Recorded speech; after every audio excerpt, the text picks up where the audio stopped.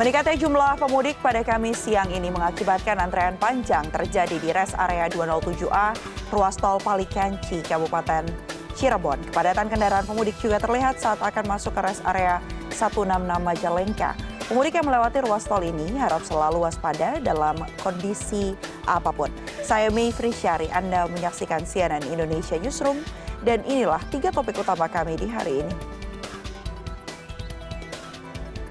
Sebuah bus lintas Sumatera yang membawa pemudik dari Padang menuju Bandung terguling di Jalan Lintas Tengah Sumatera, Kabupaten Batanghari, Jambi pada Kamis dini hari. Diduga mengalami korsleting pada mesin, sebuah mobil sedan terbakar di Jalan Supriyadi, Ciracas, Jakarta Timur, Kamis dini hari. Sistem satu arah menuju tol Trans Jawa dari ruas tol Cikampek mulai diberlakukan. Rekayasa arus lalu lintas ini dilakukan untuk mengurai kepadatan di ruas tol.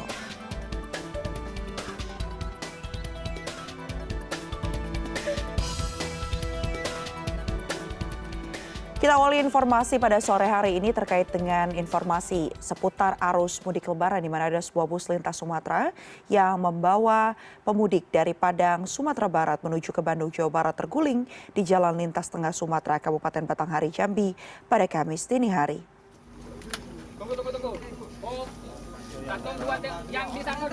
Wanita berusia 44 tahun serta anak laki-lakinya yang berusia 5 tahun tewas dalam kecelakaan ini. Sementara 12 penumpang lain menderita luka-luka. Semua korban telah dibawa ke dua rumah sakit Muara Balian di Kabupaten Batanghari. Kepala Satuan Lalu Lintas Polres Batanghari, Ibtu Agung Prasetyo, mengatakan bus yang mengangkut 32 penumpang ini terperosok ke lubang di sisi jalan lalu terguling. Pada Kamis pagi, semua korban telah dibawa ke Rumah Sakit Muara Balian, Kabupaten Batanghari, dan polisi pun masih terus menyelidiki penyebab kecelakaan ini. Dan untuk keterangan sementara untuk seluruh penumpang bis ada 32 orang. Untuk yang meninggal dunia 2 orang, kemudian 12 lainnya mengalami luka-luka dan dalam masa perawatan. Dan kami masih mengambil keterangan. Diduga korsleting pada mesin, ada sebuah mobil sedan terbakar di Jalan Supriyadi, Ciracas, Jakarta Timur pada Kamis dini hari. Sementara itu di Cianjur, Jawa Barat, diduga sopir mengantuk. Sebuah truk tangki BBM pengangkut Pertalite terbalik di tengah jalan.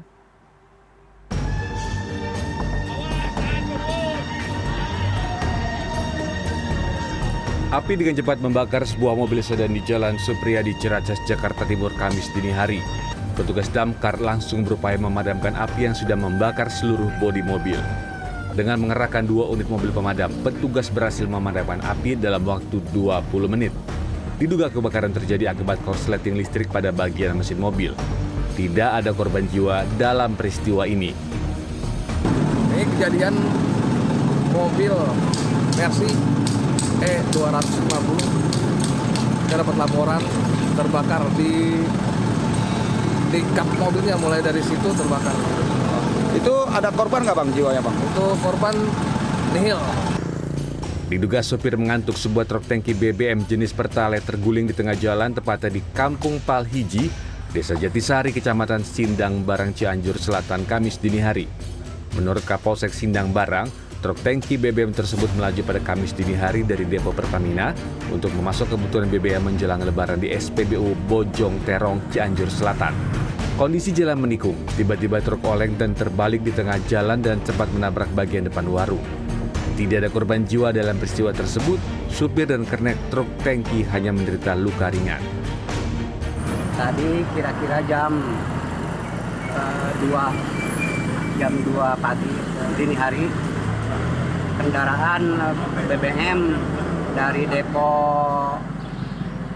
Pertamina menuju Agrabinta, diperkirakan sopirnya ngantuk, akhirnya tergelincir menabrak bengkel. Alhamdulillah korban jiwa tidak ada, hanya supirnya luka ringan. Hingga Kamis siang, anggota Polsek Sindang Barang sudah berkoordinasi dengan pihak Pertamina untuk mengevakuasi truk menggunakan alat berat. Tim Liputan CNN Indonesia. Berikutnya sebanyak 1.514 warga Klaten yang merupakan mantan karyawan Sritex serta anak usahanya yang terkena PHK mendapatkan bantuan sosial dari pemerintah Kabupaten Klaten, Jawa Tengah. Bantuan berupa paket bahan kebutuhan pokok dan pemerintah juga menyediakan 4.000 lowongan pekerjaan kepada seluruh mantan karyawan Sritex untuk bisa bekerja kembali.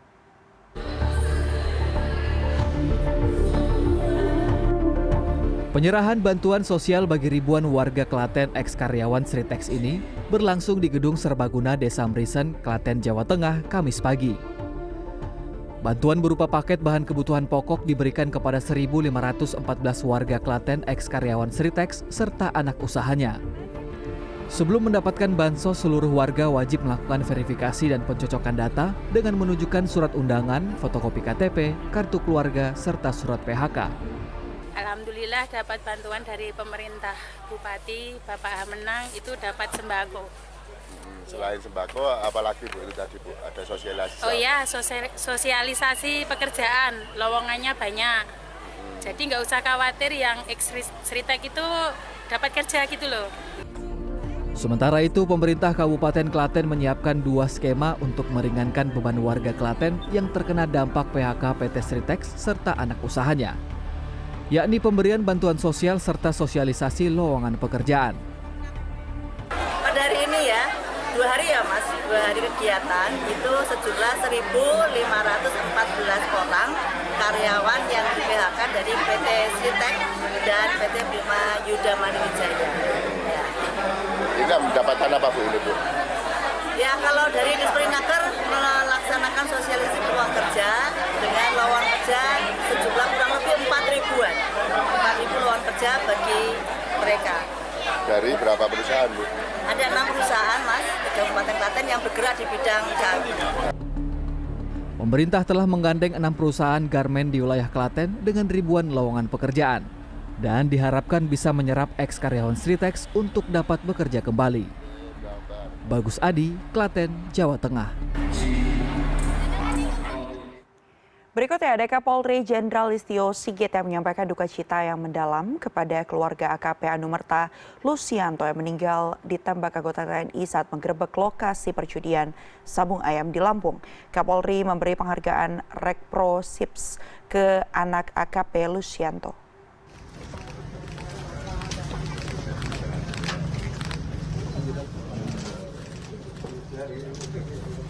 Ya, duka mendalam tentunya disampaikan langsung oleh Kapolri saat berkunjung ke rumah duka yang berada di wilayah Oku Timur, Sumatera Selatan pada Kamis.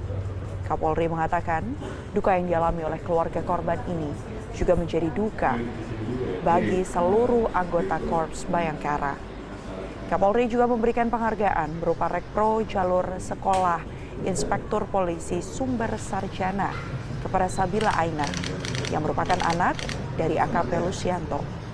Proses rekrutmen akan dilakukan setelah Sabila menjalani proses wisuda pada bulan Mei 2025. Sebelumnya, Kapolri juga memberikan penghargaan Rekpro Bintara kepada Dava, Kemarin saya almarhum Bribtu Anumerta M. Galib Surya Ganta. Dari keluarga kebetulan ada yang ingin meneruskan jejak dari almarhum, kebetulan putra beliau, putri.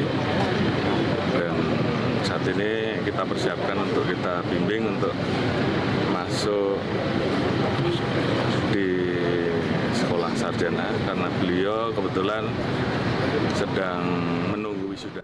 4 hari jelang Lebaran, Tol Cipali di Subang, Jawa Barat mengalami kepadatan kendaraan. Antrean panjang terjadi mulai dari wilayah Indramayu. Informasinya akan kami hadirkan usai jeda.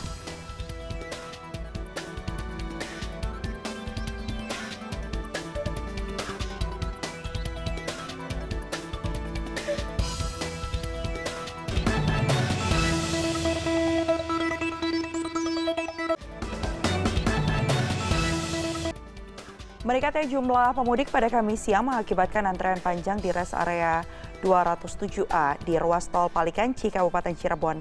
Dan kepadatan kendaraan pemudik juga terlihat saat akan masuk ke rest area 166 Majalengka.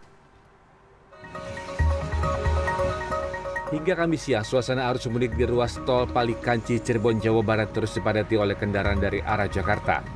Akibatnya, antrian panjang kendaraan terjadi di pintu masuk rest area 207A pada Kamis siang. Antrian kendaraan yang ingin masuk ke rest area hampir mencapai 1 km. Tidak sedikit kendaraan terpaksa keluar antrian dan memilih rest area lainnya. Kepadatan juga terjadi di dalam rest area 207. Sejumlah kendaraan kesulitan mencari tempat parkir yang masih tersedia. Guna mengurangi kepadatan di dalam rest area, petugas kepolisian di rest area 207A mengimbau para pemudik tidak berlama-lama beristirahat. Memanfaatkan rest area dengan efektif mungkin, yaitu kami batas himbauan yaitu 30 menit. Batas waktu 30 menit karena bergantian dengan pengendara yang lain yang untuk beristirahat di rest area. Hingga Kamis siang, suasana mudik di ruas tol Palikanci terpantau padat, namun relatif lancar. Diprediksi peningkatan kendaraan masih terjadi hingga Kamis sore.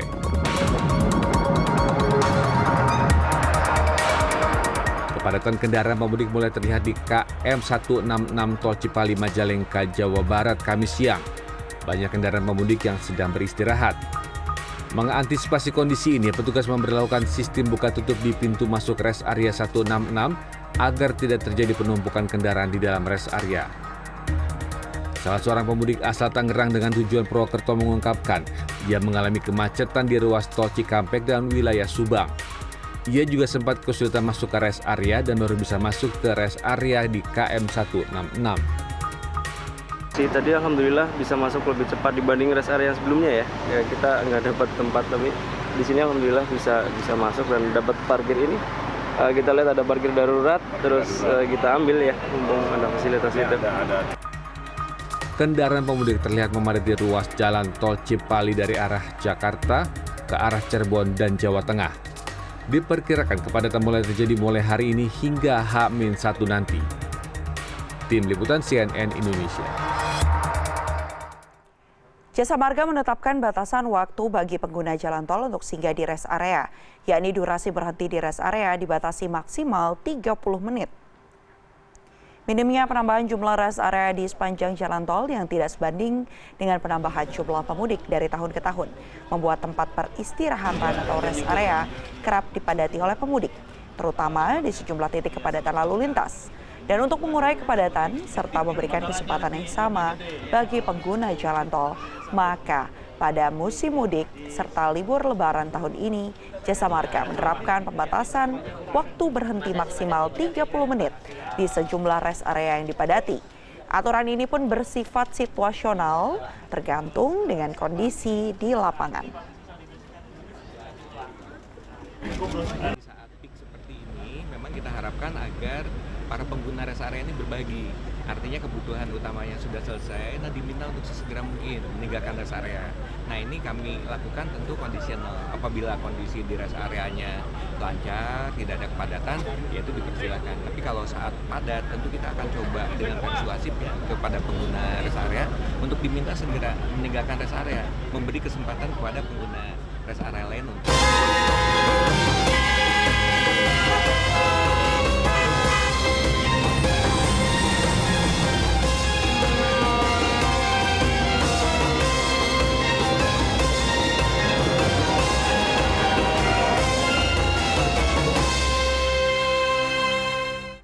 ASDP Indonesia menyebut masih ada 172.000 kendaraan yang akan mudik dari Pelabuhan Merak, Banten di sisa hari jelang Lebaran, di mana Kapolri mengimbau pemudik untuk memilih waktu melakukan perjalanan untuk menghindari kepadatan. Hal ini disampaikan Kapolri usai meninjau aktivitas pemudik di Pelabuhan Merak 5 hari jelang Lebaran. Kapolri menyoroti kebijakan libur sekolah serta work from anywhere bagi ASN, membuat pemudik berangkat lebih awal sehingga mengurangi penumpukan pada hari-hari akhir jelang Lebaran. ASDP Indonesia memprediksi hingga 5 hari jelang Idul Fitri masih ada 172.000 kendaraan atau sekitar 74% pemudik yang masih akan melakukan perjalanan dari Pulau Jawa ke Pulau Sumatera. Untuk itu, Kapolri mengimbau pemudik untuk memanfaatkan mudik pada hari siang atau siang hari agar bisa menghindari penumpukan kendaraan di Pelabuhan Merak yang sering terjadi pada malam hari. Dan untuk mengantisipasi kepadatan pada puncak arus mudik, ASDP telah menerapkan sistem single tarif atau meniadakan tarif ekspres serta menyediakan buffer zone atau area penyangga di Kepelabuhan Indah Kiat dengan tambahan fasilitas dan kapasitas kantong parkir. Tentunya kita menghimbau bahwa di sisa waktu yang ada ini, karena kita lihat bahwa untuk siang hari dibandingkan malam hari ini terjadi perbedaan. Malam hari sangat padat mulai dari sore sampai dengan menjelang pagi, menjelang pasca sahur. Ini padat, sementara siang terlihat lenggang. Oleh karena itu kami tentunya mengharapkan agar siang hari waktu yang ada ini betul-betul bisa dimanfaatkan dan digunakan. Karena masih ada 170.000 kendaraan yang akan menyeberang, masyarakat yang akan menyeberang. Dan kita akan langsung pantau bagaimana kondisi terkini dari arus mudik di Pelabuhan Merak, Banten. Sudah ada rekan saya, produser lapangan CNN Indonesia, Arief Kurniawan yang berada di Pelabuhan Merak, Banten.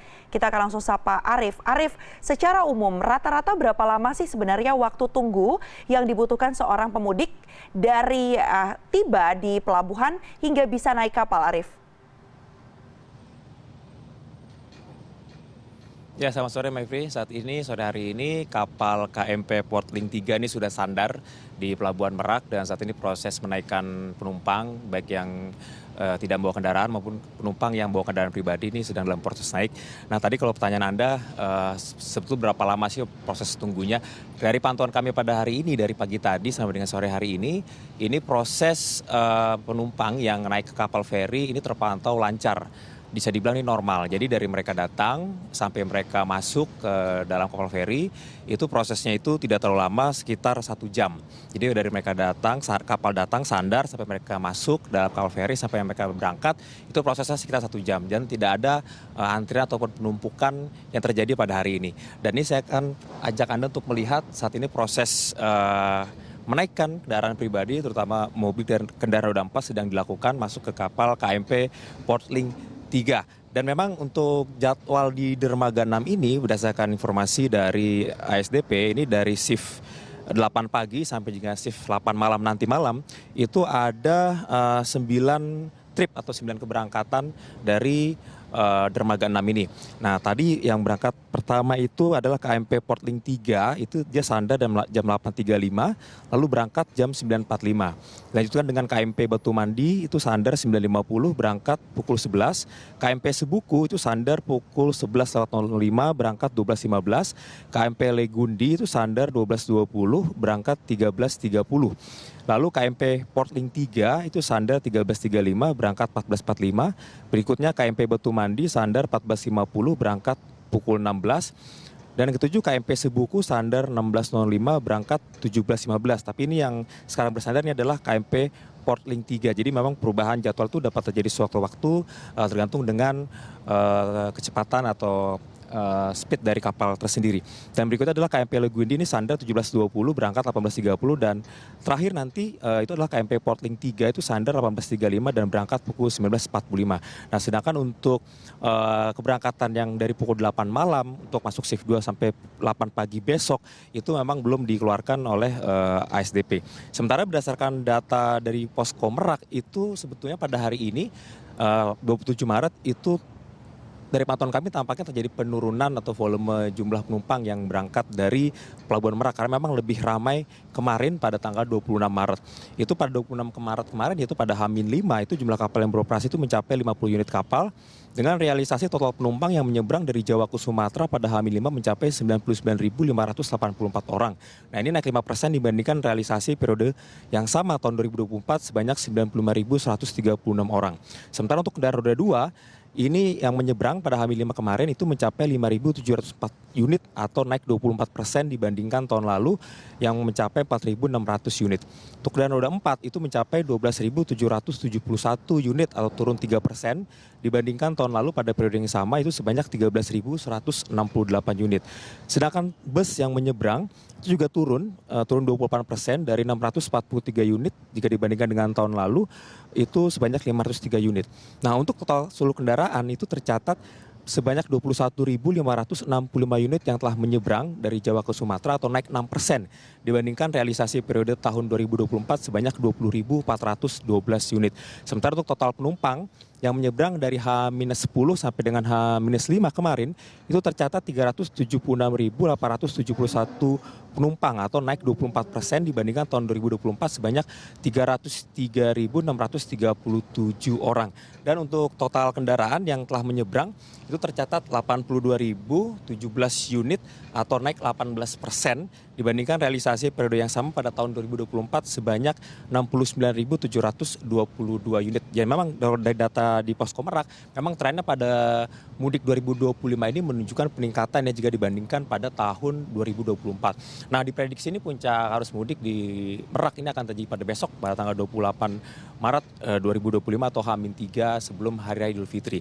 Nah, kita tunggu saja bagaimana apakah menjelang esok hari atau mungkin pada malam hari nanti itu akan terjadi lonjakan penumpang di Pelabuhan Merak. Tapi dari pihak ASDP sendiri memastikan bahwa ASDP siap untuk melayani penumpang dan mereka sudah mempunyai sistem penjadwalan yang ketat dan juga penjualan secara digital melalui aplikasi Verizi untuk memastikan bahwa penumpang yang berangkat itu sudah terjadwal dengan pasti. Dan ASDP juga meminta agar penumpang itu datang mendekati atau sesuai dengan jadwal keberangkatan dan agar tidak perlu menunggu sehingga tidak terjadi penumpukan di dermaga 6. Mayfrey.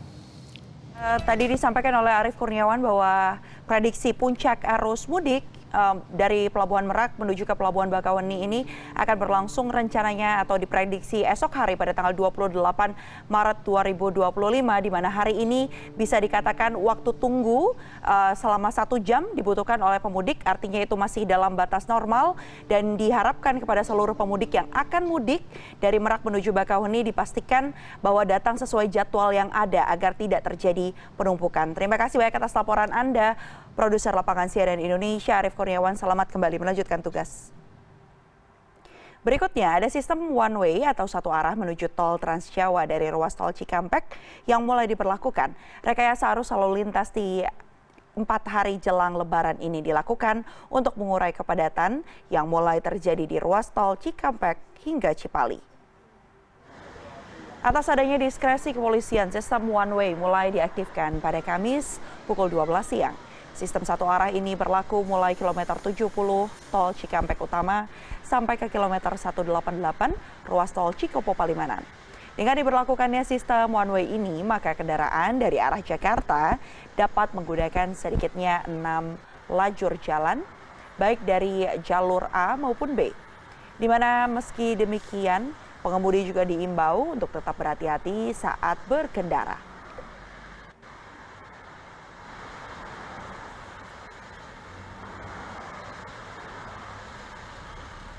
Seperti informasi yang tadi saya sampaikan bahwa polisi ini masih terus memberlakukan sistem satu arah atau one way di tol Trans Jawa sejak kilometer 70 di gerbang tol Cikampek Utama hingga ke kilometer 188 Palimanan. Kita akan langsung pantau bagaimana kondisi terkini pada sore hari ini. Sudah ada rekan saya produser lapangan CNN Indonesia Satrio Adi di sana. Saat ini apakah sistem one way masih diberlakukan, Satrio? Selamat sore Mayfrey, benar sekali bahwa saat ini sistem one way atau satu arah ini masih terus diberlakukan di tol Trans Jawa, khususnya mulai dari kilometer 70 sampai dengan diperpanjang justru Mayfrey sampai dengan kilometer 210, di mana sebelumnya memang one way hanya diberlakukan dari kilometer 70 hingga 188, namun sejak pukul 2 siang tadi ini diperpanjang hingga gerbang tol Kanci atau hingga kilometer 210. Hal tersebut dilakukan karena memang arus lalu lintas ini kembali padat saat sore hari. Namun di tempat saya melaporkan saat ini yaitu di tol Cipali, tepatnya di kilometer 102, memang arus lintasnya sudah mulai landai, di mana kepadatan akan kembali terjadi setelah kilometer 110 karena adanya penyempitan jalur. Dari sebelumnya ada 3 jalur menjadi 2 jalur, dan di tempat saya melaporkan khususnya di rest area ini kondisinya memang tidak begitu ramai.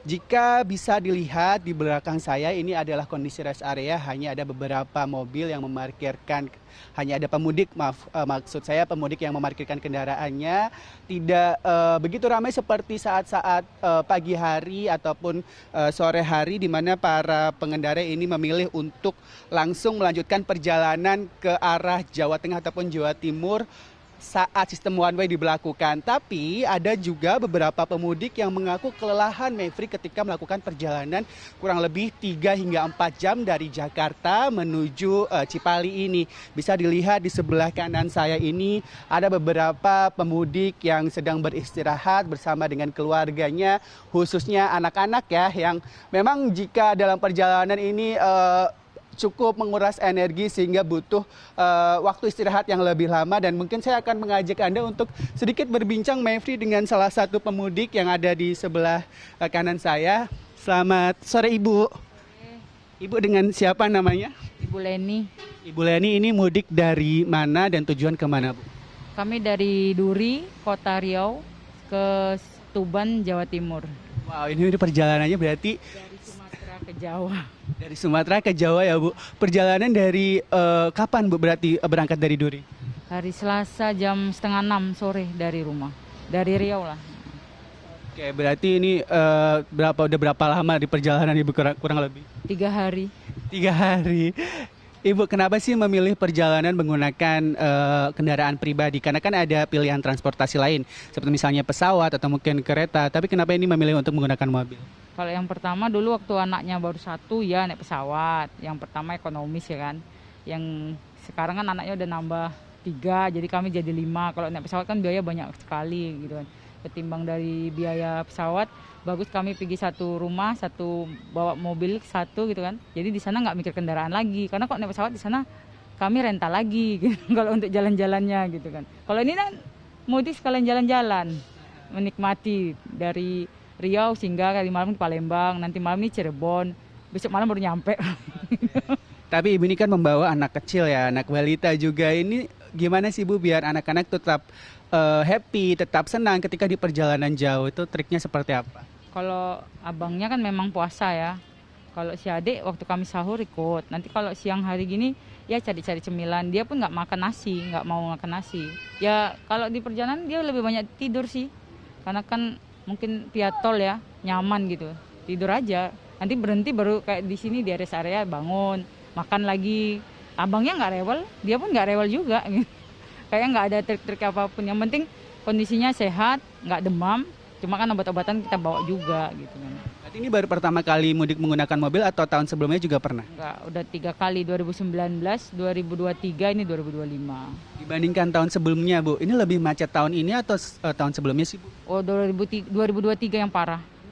Karena 2023 mungkin karena habis Covid ya, orang antusiasnya kuat kan mudik. Dari Riau aja kami udah macet 3 tempat, 3 titik. Sampai mau masuk kapal pun macet. Keluar dari Merak macet. Belum lagi di Cikampek sampai Surabaya itu hampir 5 waktu itu, 5 hari di perjalanan. Tapi kalau ini nggak nyangka juga, tebaan saya besok nyampe sini, nyampe Cikampek gitu kan. Ini kok enggak, baru tadi pagi udah masuk kapal gitu kan. Berarti kan lebih enak ini gitu kan. Berarti emang lebih lancar tahun ini ya, Bu. Ibu terima kasih banyak bincang-bincangnya, Ibu. Semoga sampai ke Surabaya dengan selamat, Ibu ya. Ya, Mevri, memang selain Ibu Leni tadi ada beberapa orang yang memanfaatkan waktu istirahatnya karena ini juga bertepatan dengan waktu ibadah sholat asar. Jadi ada beberapa pemudik yang terlebih dahulu istirahat sambil melakukan ibadah tentu saja. Dan ini memang disarankan agar apabila Anda mengalami kelelahan saat perjalanan, ini jangan memaksakan diri. Ketika Anda sudah sekitar 3-4 jam di perjalanan, lebih baik untuk istirahat daripada terjadi kelelahan sehingga bisa menyebabkan kecelakaan. Untuk sementara kembali ke Mevri di studio. Baik, satu informasi yang lengkap sekali disampaikan oleh produser lapangan CNN Indonesia Satrio Adi, menggambarkan bagaimana kemudian ya tadi ada perbedaan pengalaman mudik yang dirasakan oleh pemudik membandingkan dengan tahun 2023 yang tahun ini memang dinilai relatif lancar. Ada sejumlah tips yang juga tadi disampaikan oleh Satrio Adi, dipastikan bahwa sekitar 3 jam 4 jam setelah mengendara pastikan juga beristirahat dulu agar kondisinya tetap prima. Dan catatan penting, ini one way masih diberlakukan kalau seharusnya dari kilometer 70 hingga 188, tapi ini diperpanjang hingga ke kilometer 210 di gerbang tol Kanci, begitu ya.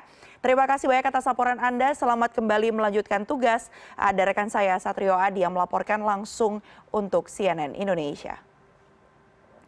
Berikutnya, ini yang juga membuat bahagia jelang Lebaran karena ada lebih dari 500 keluarga karyawan Transmedia ikut dalam program mudik gratis Transmedia di tahun 2025.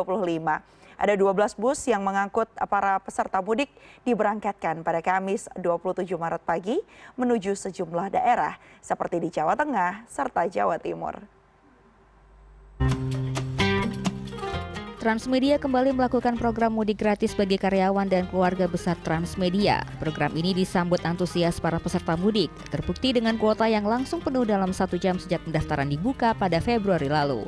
Transmedia oke banget lah untuk setiap tahunnya dan kita selalu ikut terus. Ini tahun keempat lah. Iya. Hemat berapa nih Pak? Hemat banyak banget. Kita dapat hadiah, dapat kaos, dapat ini semuanya. Semua dapat fasilitas di bisnya juga lebih enak. Alhamdulillah membantu banget ya, mengurangin pengeluaran juga ada biaya. Ya semoga kedepannya makin sukses lagi, terus ya itu lagi, adalah mudik gratis lagi setiap tahun. Acara pelepasan peserta mudik dilakukan di halaman gedung Transmedia Jakarta Selatan pada Kamis 27 Maret. Selain diisi oleh hiburan menarik, para peserta juga mendapatkan sejumlah hadiah. Direktur CT Corpora Wardedi Satmana mengatakan program mudik gratis ini tak hanya untuk meringankan beban karyawan, tetapi juga untuk menambah semangat para karyawan Transmedia. Ya harapannya karyawan lebih produktif karena dengan mudik gratis mereka tidak was-was pulang kapan, bisa menghematlah dari mereka untuk ongkos karena kan di kampung juga perlu biaya segala macam.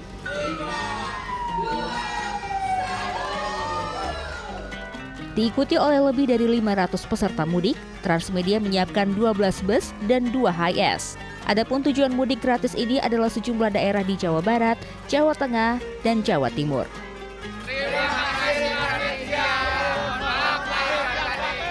Gita Meningrum, Warsa, Jakarta.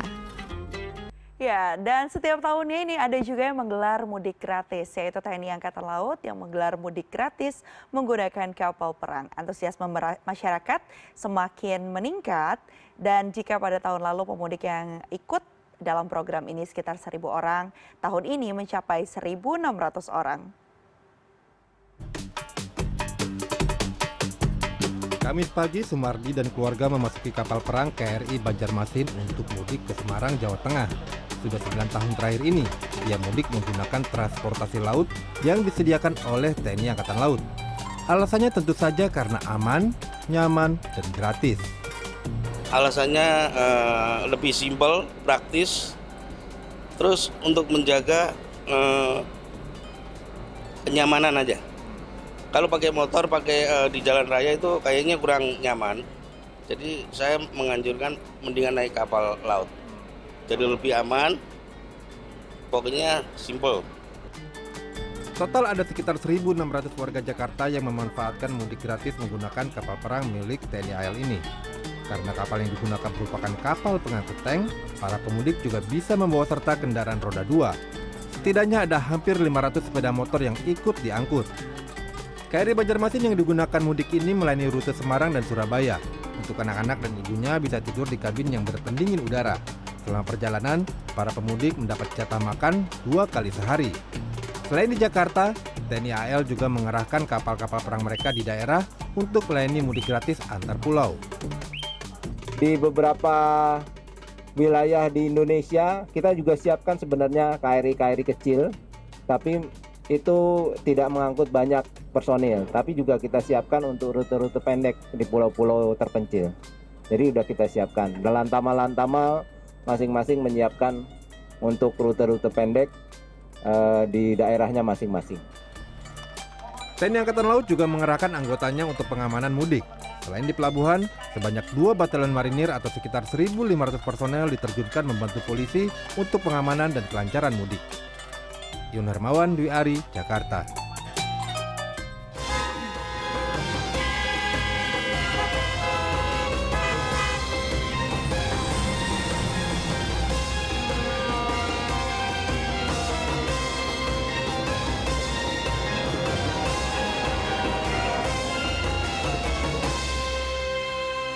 Mayoritas masyarakat Libya dari kecil sudah diwajibkan untuk menghafal Al-Quran dengan metode menulis Al-Quran menggunakan tinta di atas papan kayu.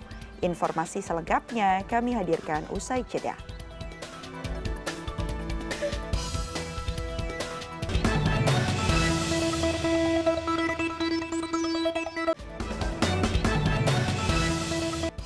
Ya, Anda masih bersama kami di CNN Indonesia Newsroom. Tentunya di tiap negara ini biasanya punya tradisi khusus yang dilakukan oleh umat muslim ya di sana, terutama di bulan Ramadan. Kira-kira seperti apa kondisinya? Ada tidak ya tradisi atau kegiatan khusus yang dilakukan oleh umat muslim di Libya? Kita langsung terhubung bersama dengan mahasiswa Alas Maria Islamic University, Mas Aiman yang berada di Libya. Sudah 1,5 tahun di sana. Assalamualaikum. Waalaikumsalam warahmatullahi wabarakatuh, Mbak. Ya, Mas Aiman, ada nggak sih sebenarnya kegiatan khusus atau tradisi yang dilakukan Muslim nih selama bulan Ramadan khususnya kalau di Libya? Tradisi yang biasanya masyarakat orang Libya pada bulan Ramadan itu biasanya pada bulan suci Ramadan, masyarakat Libya itu lebih fokus untuk memfokuskan ibadahnya ketika bulan suci Ramadan. Yaitu dengan cara mendekatkan diri kepada Al-Quran, mengisi kajian-kajian yang ada di masjid bersama para masyayikh atau syekh-syekh, dan mahasiswa yang ada di sini itu ketika bulan Ramadan itu diwajibkan untuk menghafal Quran. Menghafal Qurannya dengan metode papan yang mana itu dihafal menggunakan papan. Jadi gitu, Mbak. Oke, berarti artinya menghafal di atas papan. Itu detailnya seperti apa, Mas? Dan itu diwajibkan berarti untuk Muslim yang berusia anak-anak begitu atau seperti apa, Mas? Ya, betul. Dari sini karena Libya itu julukannya sejuta para penghafal Al-Quran. Jadi di sini rata-rata dari usia yang kecil sampai dewasa itu sudah diwajibkan dimasukkan yang namanya pesantren-pesantren yang ada di Libya untuk menghafal Quran. Yang mana metode ini disebut metode lauh atau papan, yang mana sebelum menghafal mereka didikte oleh para masyayikh atau para syekh-syekh, itu kemudian baru dihafal lalu distorkan kepada syekhnya. Baik, Mas, singkat saja, ada nggak Gitu. sih makanan khusus atau kegiatan khusus yang dilakukan WNI khususnya nih di bulan Ramadan kalau di Libya? Singkat saja, Mas Aiman.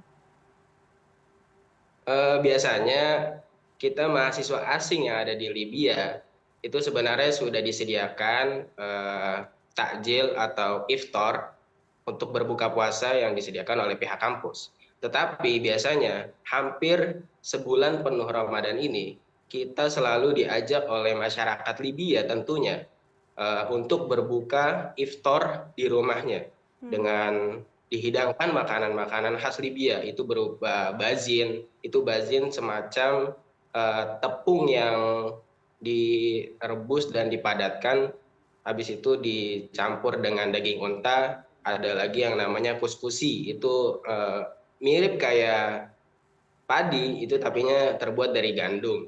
Terus lagi ada namanya basisa segala macam dan lainnya. Baik, Masya Allah, sudah terbayang ya kehangatannya seperti apa, tolong menolong, keramahan masyarakat Muslim yang ada di Libya juga yang tentunya membuat Mas Aiman dan juga rekan-rekan warga negara Indonesia yang di sana mungkin belum bisa pulang saat Lebaran atau Ramadan ini, tapi terobati rasa kangennya ya dengan kebersamaan. Terima kasih banyak sudah bergabung bersama kami di CNN Indonesia Newsroom. Itu tadi Mas Aiman yang merupakan mahasiswa warga negara Indonesia di Libya. Dan tentunya sejumlah informasi masih akan kami hadirkan usai jeda. Tetaplah bersama kami.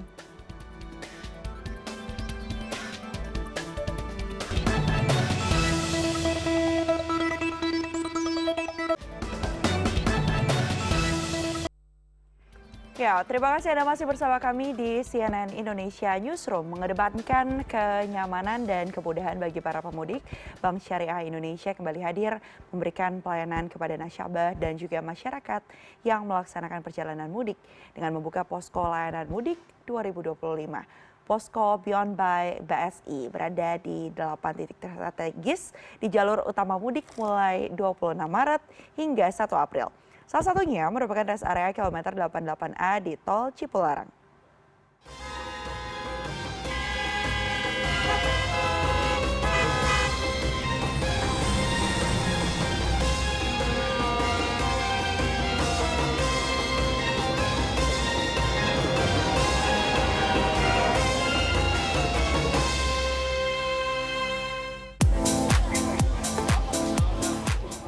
Posko Layanan Mudik BSI kembali hadir di momen Mudik Lebaran 2025.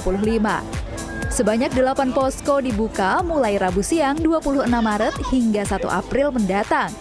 Salah satu posko yang dilengkapi sejumlah fasilitas dan layanan yang dapat dinikmati masyarakat adalah di rest area kilometer 88A Tol Cipolarang. Posko layanan mudik BSI berdiri persis di samping Masjid Bank Syariah Indonesia yang dapat dimanfaatkan para pemudik untuk beribadah maupun beristirahat. Jelang waktu berbuka puasa, BSI turut membagikan 150 paket takjil gratis bagi para pemudik. Berkomitmen untuk terus memberikan kenyamanan dan kemudahan kepada para nasabahnya, Bank Syariah Indonesia juga melayani jasa konsultasi dan layanan penyaluran zakat serta solusi keuangan syariah lainnya di posko layanan mudik Beyond by BSI 2025. Terkait dengan konsultasi Jiswap, ya. Jadi kita harus paham bahwa Ramadan ini, ya, sebelum Lebaran kita diwajibkan membayar zakat fitrah. Ada juga beberapa orang yang kemudian biasanya menghitung zakatnya, baik zakat penghasilan, zakat hartanya dan segala macamnya itu pada saat bulan puasa, ya, haulnya. Jadi bisa konsultasi di sini. Ragam aktivitas menarik tersedia dan bisa dinikmati siapapun yang berkunjung ke posko. Anak-anak diajak untuk bermain bersama dan mewarnai. Di sisi lain, masyarakat juga bisa cek kesehatan gratis, mulai dari mengecek gula darah, kolesterol, tekanan darah, dan konsultasi. Tadi hanya mau mewarnai. Sangat terbantu, khususnya di kesehatan ini. Untuk cek kesehatan ya di perjalanan kita kan nggak tahu ya lelah bagaimana, terus ada kesehatan kita bisa cek kondisi badan sendiri gitu. Kolesterolnya tinggi. Baru tahu dari kemarin lumayan sih ininya pundaknya berat. Kirain ketempelan kolesterol ternyata. Posko yang tidak jauh dari Masjid BSI ini memudahkan pemudik dalam menunaikan ibadah sholat. Pemudik mendapatkan kesempatan mengakses informasi dan membuka rekening BSI, simulasi cicil emas, konsultasi zakat, maupun menggunakan layanan penukaran uang dan tarik tunai. BSI senantiasa memberikan layanan maksimal sebagai finansial, sosial, dan spiritual bagi masyarakat. Usai melakukan perjalanan jarak jauh dan juga panjang, tentu salah satu layanan yang dicari dan juga ditunggu-tunggu adalah layanan kursi pijat. Sehingga hal ini juga pasti sangat bermanfaat selagi kita menanti di rest area juga bisa sambil relaksasi.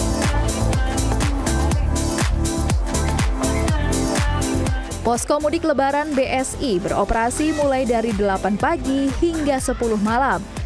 Namun Masjid BSI dibuka 24 jam sehingga masyarakat bisa lebih nyaman dan leluasa dalam menjalankan ibadah di bulan suci Ramadan.